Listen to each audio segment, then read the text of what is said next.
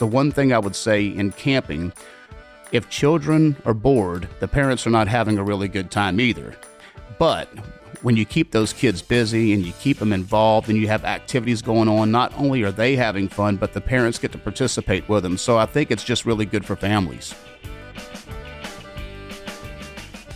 Thanks for joining us on Louisiana's Playground Podcast. It's your roadmap to all things Lake Charles, Louisiana. I'm Brady Reynard. And I'm Jillian Corder. We're excited to bring you another episode featuring the authentic stories and experiences of Southwest Louisiana. We've got all the tools you need to build your own personal itinerary here in our little area of the boot. Oh, yeah. A terrific show as we talk Yogi Bear Jellystone Park, episode 71. We'll talk to Sean Vidrine about it. It's a really cool campground, fun family experience activity. Yet another one to add to your itinerary while you're here in Lake Charles. It's a lot of fun. Just opened, so can't wait to get to this conversation. But first, we begin the show as we always do, a taste of Southwest Louisiana. It's a segment we call On the Eats. This week, we're talking Shucks, another place that just opened up in Southwest Louisiana. Yes. So Shucks has been around. The name's been around since like 1995. I was like 5 years old in Abbeville. What? Yeah, I was like 5 years old. Yeah. They were previously a different restaurant, decided to move and rebrand and get bigger and better at that Shucks name. Like you said, 95. We were 5. I just thought that was poignant. That's how old I am and how old this restaurant's been around. But Lake Charles is actually their first venture outside of Abbeville. It's only their second ever restaurant. But they come in with the real base of knowledge of how to run a successful Louisiana restaurant, and they're really good. They're essentially an oyster bar, and they serve homegrown Louisiana cooking. Yes, I hope that their name, Shucks, gave that away, that they're a hot spot for oysters. It was either that or it's a place where you just have a lot of near calls. Oh, shucks. Oh, shucks. So this is such a fun place because the atmosphere is amazing. So it's built on property that was like just recently acquired and kind of cleaned off. It's a long country bayou here in Lake Charles. And before they built it was nothing, right? It was just kind of unused no man's land. And now they've created this amazing restaurant with this great atmosphere right on the bayou, which is like amazing. We've needed it. We've needed this, and we need more of this too. I mean, taking advantage of this beautiful landscape here in Lake Charles. And so they're really doing that so well inside and outside. It's plenty of seating. It's casual. It's got a bar inside. Now outside though is where we got to eat. And as you've probably figured out by now, if I have a chance to eat outdoors, you're doing it. I'm going to eat outdoors. So they have a beautiful patio. It overlooks the bayou. It's got cornhole and a little putting green. So something that, you can kind of have fun with, and a little stage out there too, live music every once in a while. So, just an awesome spot. Yeah, I really think the food's great, but the atmosphere kind of sells it even more so, right? So it's just a cool spot. They've done a great job with it. As far as what we ordered, boy, is it a lot. Let's start with the appetizer first, which for me were the the oysters. We're at an oyster house, right? So they're char-grilled oysters. I got the super sampler so everyone at the table could kind of try, which is essentially all 5 of their oysters: traditional, roughneck, Rockefeller, Shuckafeller, and candied. Not to spend too much time on each one of these oysters. I'll kind of run through them kind of quick. So traditional, it's garlic butter, and they top it with a Romano and Parmesan cheese. I love those. Like when I think of char-grilled oysters, that's what you This imagine. is what I like. And it was probably my favorite because of that. It's just classic. It's cheesy. It's salty. It's perfect. Then there's the roughneck. This one was really, really good as well because it's a cream sauce and bacon, and there's stuffed jalapenos and bell peppers. So it was cheesy and salty and spicy, and it had some crunch to it too. So a lot of different textures and notes that really went well together for that one. The Rockefeller was cream spinach topped with a blend of Italian cheeses. The spinach is great. It's got a really strong spinach flavor that pairs well with the saltiness of the oyster. So that one was a lot of fun to eat. The Shuckafeller was blew me away because I wasn't expecting it because it's just a cream base on top with crumbled bacon and then some finely chopped mushrooms.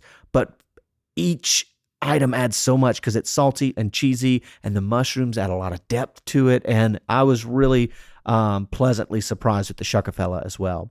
And then the candied oysters, crumbled feta and blue cheese topped with a sugarcane pepper glaze. So it was really sweet and cheesy, and weird to say it for oysters though, Jill, it was indulgent too. Kind of it was really good. So, I mean, you can't go wrong with any of the 5. I would say probably my favorite was the traditional. That's what I look for when I get a chorgert oyster. Yeah.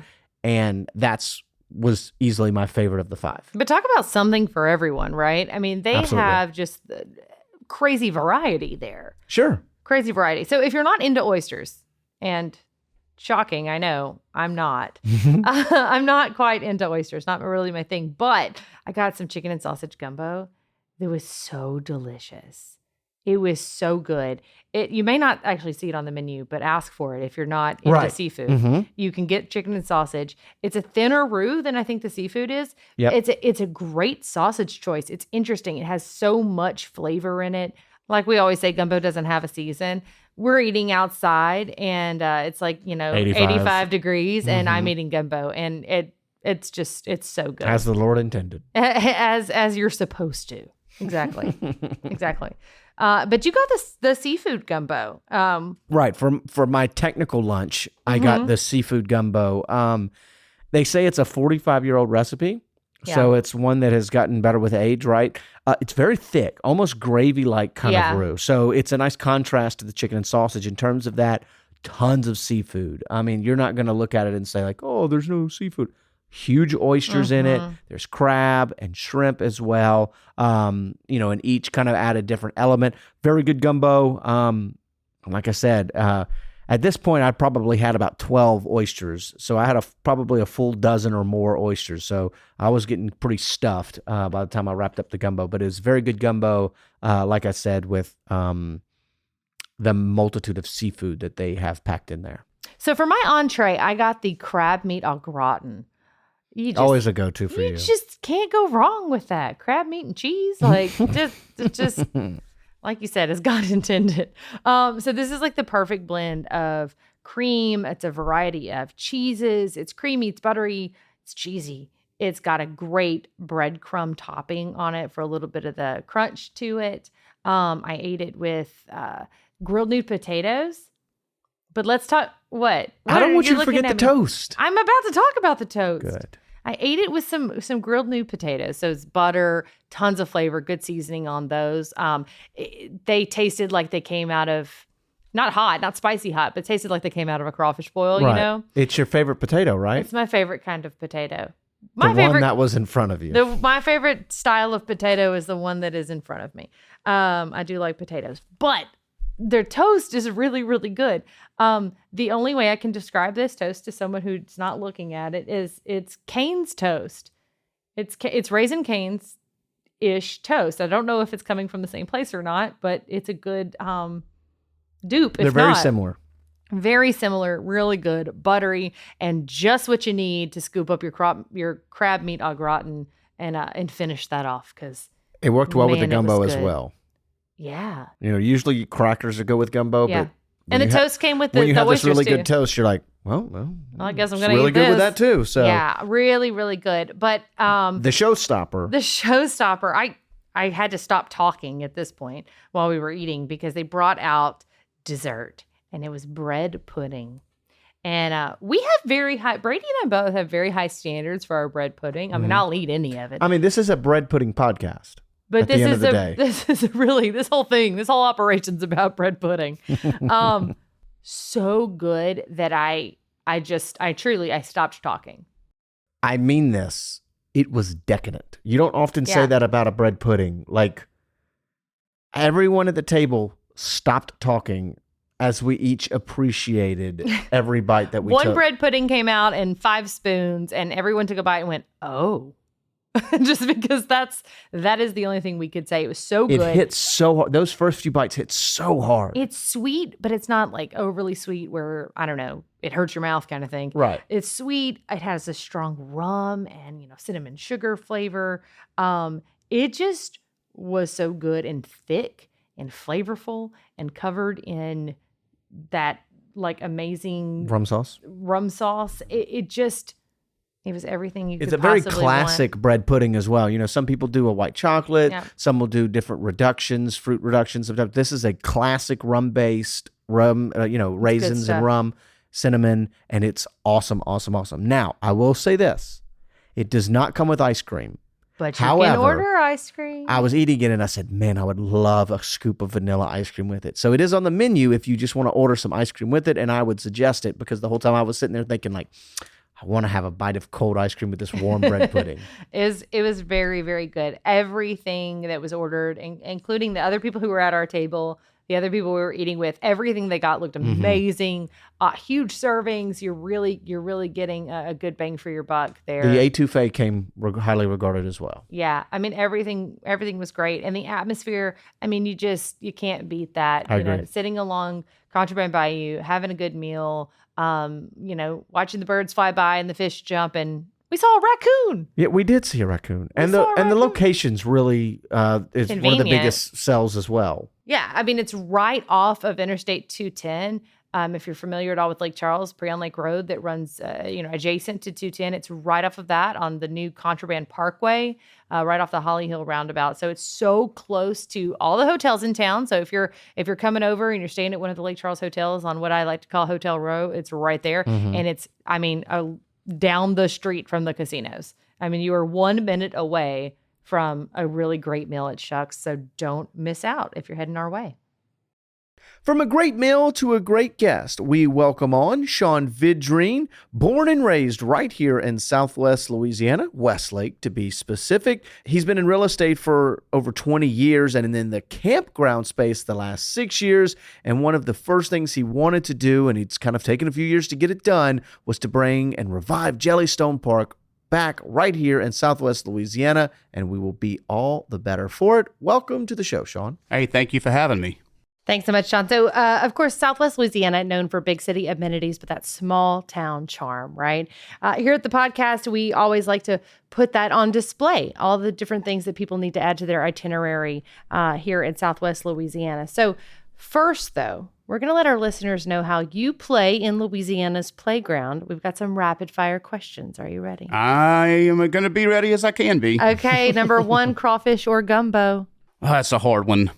Because we're in the season right now, I'm going to say crawfish. Okay, so that's the part two of the question is Brady believes there's no such thing as gumbo season. Do you believe there's a gumbo season? I love to cook gumbo when it's cold, but I will eat it on a hot day as well. Okay, just turn the AC down a little bit. All right. Solidarity. Our next question, poolside or beachside? I'm going to say beachside. Okay, why's that?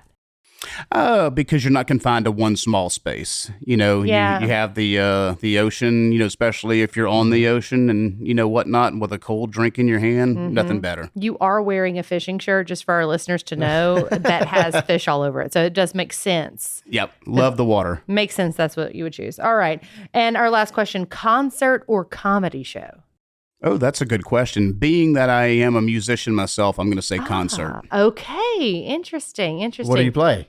The accordion. Oh, Yep. Oh, nice. Well, with a last name like Vidrine, you got to know how You to kind of have to. play Yeah. them. I would say, yeah. He was actually born with an accordion in his hand. Yeah, he knows how to play that squeeze box. Is that right? Well, look, a lot to get to today, so let's get right into it. What ultimately inspired you to bring back Yogi Bear Jellystone Park to Southwest Louisiana? I can remember years ago, whenever my kids were young, that we used to go and camp out there and rent a cabin for Halloween. They had a really cool Halloween program. And then the park was acquired and then basically was turned into more of a long-term rental stay for people coming in the area to work. And when the park came back for sale, it was a good opportunity for us to go ahead and, bring that Jellystone name back. Our company has 4 other Jellystones across the country, and we have a really good relationship with the franchise. So this made sense. I think it was something that was missed that people, remember going to, and now they can go back and bring their kids and grandkids. So I think the timing was just right. Well, before we get too further deep into it, what is Jellystone Park? Jellystone Park is a themed campground with Yogi Bear and his friends, and it It has all kind of activities on a daily basis that they do, as well as some really nice amenities. But it's really that Jellystone Yogi Bear themed property.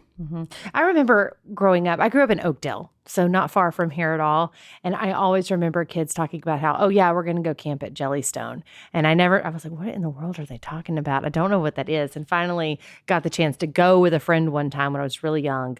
I'm dating myself, I guess, because I've been closed for a bit. But, and it was incredible and so much fun and just nothing quite like it around here. Yeah, exactly. And it's really designed to bring that family unit together and really have, a nice amenity package along with a bunch of activities for families to do things outdoors together. It's like a summer camp for families versus just shipping your kid off. Yep, exactly.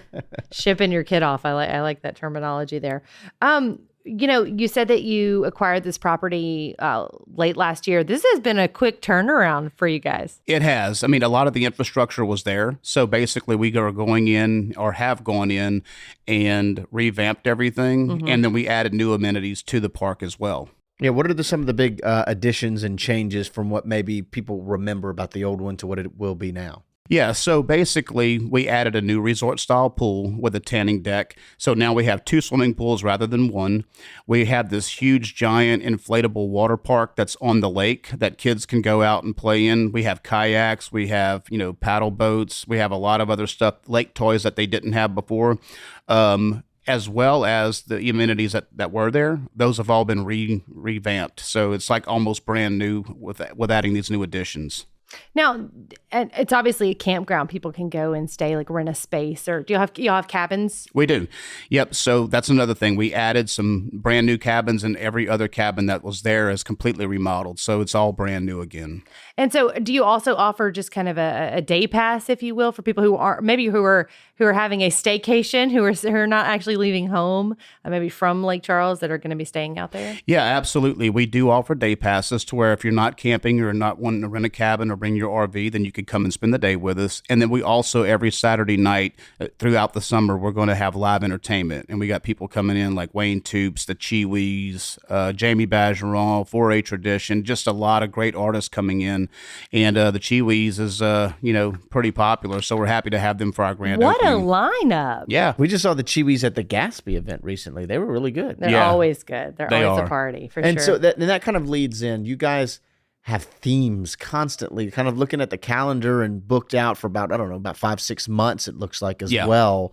How much did the themes play into the overall experience? Big time, because like the themed weekend, all the activities that are going on that weekend are really kind of built around that theme. Like, for example, one of our most popular themed weekends is a Water Wars weekend, where basically all weekend long, people are just running around drenching each other with super soakers and water hoses. It's if you don't want to get wet, don't come that weekend. But other things that we have, such as birthday with the Bears or Yogi's birthday or something. We do like cake, ice cream, socials, all those kind of things for kids to participate in. So basically, whatever theme you see that's on our website, the activities are built around that. Very fun. Well, we know the inspiration behind bringing the park back, but why was it important for you to do it? Well, being in the campground industry, what I would say is one of the things that I enjoy the most is seeing families do stuff together outside. And I felt like, number one, there is no family destination campground in the Lake Charles area. So it was a great opportunity to bring that back to where people here locally and people that come in from, 2 or 3 hours away, could come and enjoy that family camping experience. The one thing I would say in camping, if children are bored, the parents are not having a really good time either. But when you keep those kids busy and you keep them involved and you have activities going on, not only are they having fun, but the parents get to participate with them. So I think it's just really good for families. So, you've only been open a couple of weeks now. But since you first announced that you're bringing this back, what's been that response?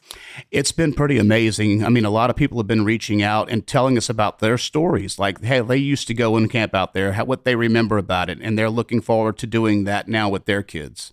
Yeah, we've mentioned it a few times on the podcast when you're up to 70-something episodes, that is bound to happen. But the memories that we used to go camping, we had lived in southeast Louisiana and then northwest Louisiana, and we went camping all the time. And I remember as a kid, like those were some of my fondest memories. Yeah. And so being able to, I say this as a reminder to parents, you won't remember what your kids remember. Correct. And your kids will remember these type of weekends. Yes, absolutely. These are core memories for kids that Exactly. they'll look back on, and when it's like me and bringing my kids there now, that you're gonna remember what it was like and that feeling you had when you're going and doing something so fun. And I think people might look at it as competition between, like, for example, our state park, Sam Houston Jones, and what you guys offer. But to me, they feel like completely different experiences, just both in the camping space. That's really accurate. What I would say is in the camping industry, like the true destination type parks, there is very little competition. We share customers like restaurants do, but you're going to get a completely different experience with us versus what you're going to get at Sam Houston. And I think they're both great experiences. So again, that's why people will typically not camp in the same location every time. They're going to go around and try different things. Absolutely. So, and if anything, I think that we actually will, complement their business. Maybe people coming to the area to Jellystone that are not aware of Sam Houston may realize, or see Sam Houston whenever they get here and say, you know what, let's try that place next time. Yeah, I think you're catering to a community of people that are that want to camp, and they're going to do this more than once. You don't just buy camping gear to go do it one time, right? Right. This is an investment you make. This is a lifestyle that people live. You're going to find these nomads, if you will, who are constantly traveling. Absolutely. What are some of the key moments that you had during the process? Because I know you guys, like you said, you purchased last fall, and then getting it to here. What were some of the kind of the key moments, the things that you looked at that you saw that I don't know, kept pushing this thing forward? One thing I would say is that, the infrastructure of the property was already there and it was really nice. Mm-hmm. It just needed some TLC. Sure. And it gave us an opportunity to add to it. So again, I just felt like, there's already a lot of stuff to do in Lake Charles, but this is going to be a completely different experience. And, if you can come in and spend the weekend with us and rent that cabin, or even just come in for the day, you're going to have that outdoorsy feel. I just think that the area needed it. The closest family destination campground, what I would call like a transient campground, would be like Margaritaville and Breaux Bridge. Mm-hmm. So it's an hour or so away, and then you got other stuff in East Texas. So there's really not a whole lot that caters to that type of camper. So I just felt like the area could support it and it needed it. And again, once we made the announcement that we were getting started, the feedback has just been tremendous. Yeah, I think the Southwest Louisiana in general, and I think we've done a really great job evolving toward that. We talk about Port Wonder a lot, and other facilities or events even that are new and catering toward families. There's just such a good market for that here in Lake Charles. It's what this area needs to thrive. And I agree. Ultimately, what are the activities? We kind of touched on it a little bit. You talked about the over the water park, which sounds incredible. What ultimately kind of the rundown of the activities that the families get to enjoy there? Just to give you some examples, like some of the activities that we have is like, doing tie-dye T-shirts, painting with mom, similar to painting with a twist, but out there in the campground. Mm-hmm. In space, we do a lot of ceramic stuff, a lot of arts and crafts that the kids get to do. And then we also do other activities like Gaga Ball. Have you ever heard of Gaga Ball? No. It's basically, you get in this pit and it's dodgeball, but you have to kick the ball instead of picking it up and throw it. It's a really wonderful activity. Horseshoes, cornhole, all those types of events, kind of activities. Sorry, we're going to have to pause on Gaga Ball for a second because I could see the wheels turning in Brady's head, who's super competitive, by the way. And he's already going to be practicing now